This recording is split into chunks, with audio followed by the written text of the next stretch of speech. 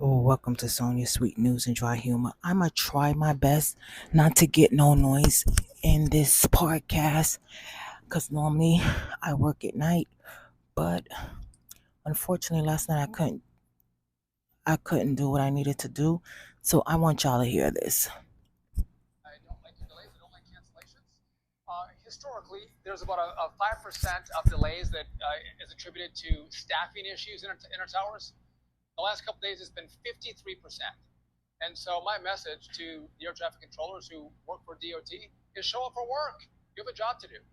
And by the way, those who have shown up, I'm grateful for them and their service. But the bottom line is these controllers are stressed out and they're rebelling on this shutdown because they may not get paid. They're working 6 days a week. They're keeping America operational and they're not guaranteed a paycheck. And now y'all hear that, right? That they talking about these major airlines that they're not guaranteed a paycheck. Because not coming into work. But when you talk about safety, we make sure safety comes first. And so if we don't feel like it's safe, we will slow down traffic. We will stop traffic. That is the first priority. Yeah, and I take it that if you're at 53% today, that's only going to get worse day by day as we linger on in this shutdown. And well, it begs the question for what? And again, you see this sparring between the two members of Congress. But again, Chuck Schumer has all the power, right? Every single vote for the shutdown was from Democrats in the Senate. And again, that they want illegals to get health care on an issue that doesn't expire until the end of the year. They're willing to have a shakedown instead of a shutdown of the American people. I think that's incredibly frustrating. And so I hope they'll open it up, make sure our controllers, our military men and women get a paycheck. But again, as this ripples on, I think there's going to be mass rejection of the Democrats' position because, again, put America first, not illegal. There's a conversation that you and I have had on an ongoing basis, and an issue that you have stayed focused on, and that is CDLs and truckers. To what extent are we putting commercial driver's license into the hands of illegal immigrants or people that simply shouldn't have these driver's licenses due to language deficiency skills or whatever it may be, Mr. Secretary? There's a new report out by the Daily Caller.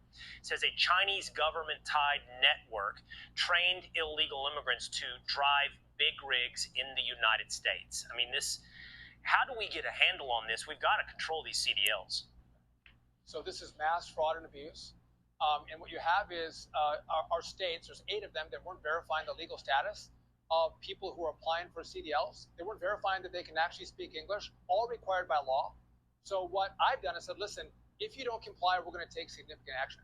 All 8 of those states, including California, are now complying. They've actually stopped issuing non-domiciled CDLs.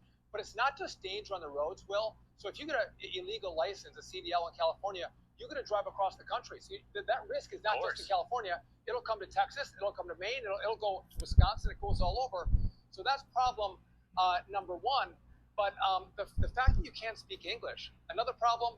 And the third problem is we have truck drivers and trucking companies that have been inundated with foreign drivers, and they're losing their jobs. Being a truck driver is a great American salary that supports your family. And they're losing those jobs because these foreigners are coming in, living in their vehicles, undercutting wages, and driving Americans out of the industry. So we're going to go back to common sense principles, safety first. If you're not a legal citizen, if you can't speak the language, you don't get a CDL. Right.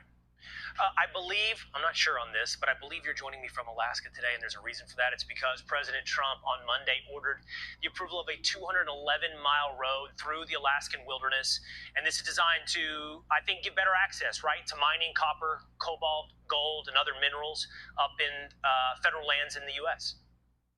Okay, you got to love President Trump, right? I mean, the fact that he puts America first, that you have all these critical minerals that flow through China. He says, we have critical minerals in Alaska, let's go for them. The Biden administration shut down road access to the mine.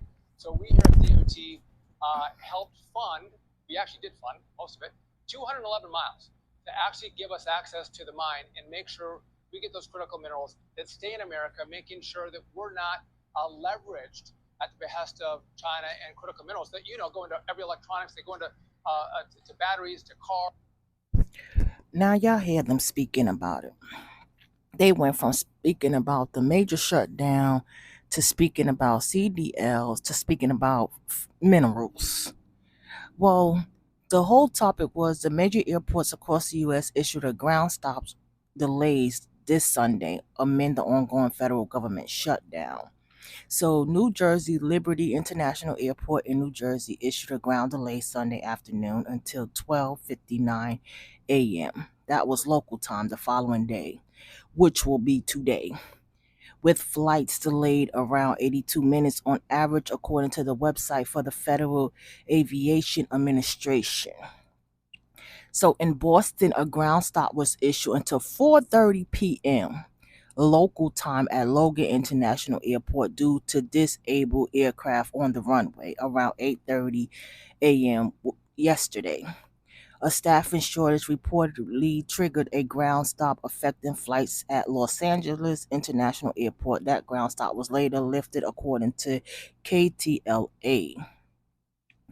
Oakland International Airport in Oakland, California was also impacted by that ground stop, KTLA reported. San Francisco